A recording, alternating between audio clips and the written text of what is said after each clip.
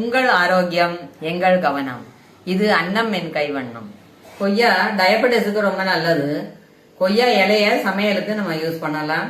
இந்த கொய்யா இலைய வச்சு நான் ஒரு தொகையல் அரைக்க போறேன், பார்க்கலாம். தேவையான பொருட்கள் என்னென்னு பார்ப்போம். 2 கைப்பிடி அளவு கொய்யா இலை, 1 டேபிள் ஸ்பூன் துவரம் பருப்பு, 1 வரமிளகாய், 1 துண்டு இஞ்சி தோல் சீவி நறுக்கி வச்சிருக்கேன், 1 சுண்டைக்காய் அளவு புளி கரைச்சி வச்சிருக்கேன், 1 கைப்பிடி அளவு கருவேப்பிலை, கொஞ்சம் கொத்தமல்லி, 1 ஸ்பூன் பெருங்காயம், தேவையான அளவு உப்பு, 1 டேபிள் ஸ்பூன் நல்லெண்ணெய். வானலியில வறுக்க வேண்டியது வறுத்துப்போம்.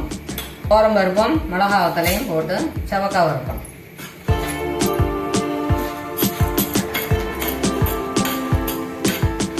மீடியம் ஃப்ளேம்ல வச்சுக்கலாம்.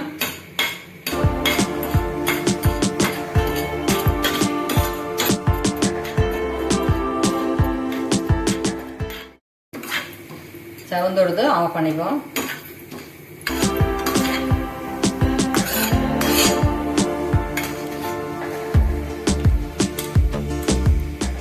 எண்ணெயை வடிகட்டி மிக்சியில் போட்டுருவோம்.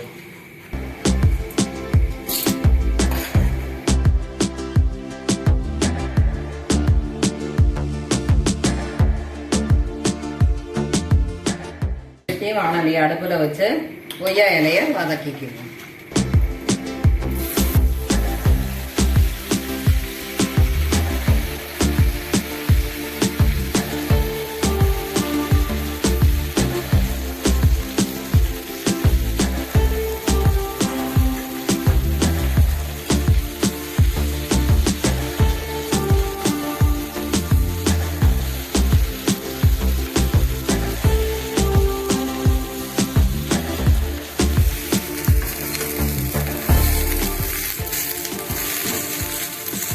வதங்கிடுது.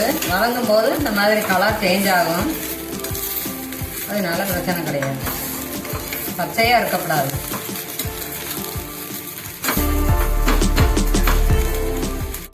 இது ஒரு பிளேட்ல டிரான்ஸ்ஃபர் பண்ணிக்கலாம்.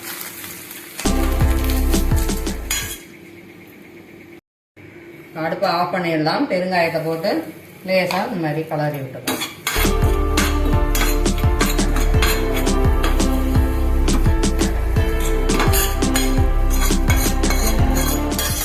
மிக்சியில் ட்ரான்ஸ்ஃபர் பண்ணிக்கலாம்.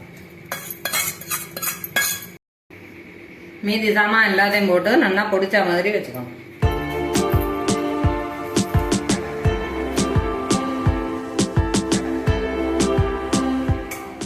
நல்லா பொடிச்சிட்டோம். இப்போ கொய்யா இலையை சேர்த்து அரைக்கலாம்.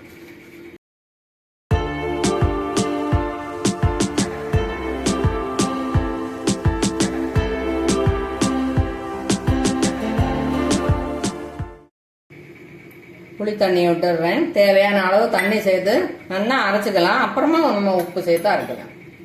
எதுக்கு சொல்கிறேன்னா, இலையை சேர்த்து அரைக்கும் போது தொகையலோட அளவு கம்மியாக இருக்கும். அப்படி இருக்கும்போது அரைச்சதுக்கப்புறமா சேர்க்கறது தான் ரொம்ப நல்லது. நைஸாக அரைச்சாச்சு. தேவையான உப்பு சேர்த்து நல்லா ஒரு ஓட்டு ஓட்டிடலாம். அரைச்சாச்சு. இப்போ வெசலில் ட்ரான்ஸ்ஃபர் பண்ணிக்கலாம். டயபெட்டிக் ஃப்ரெண்ட்லி கொய்யா இலை துவையல் ரெடி ஆயிடுத்து. அன்னம் என் கைவண்ணம் சேனலை சப்ஸ்கிரைப் பண்ணுங்க. வேறொரு ரெசிபியோட அடுத்த வீடியோவில் சந்திக்கலாம். நன்றி, வணக்கம்.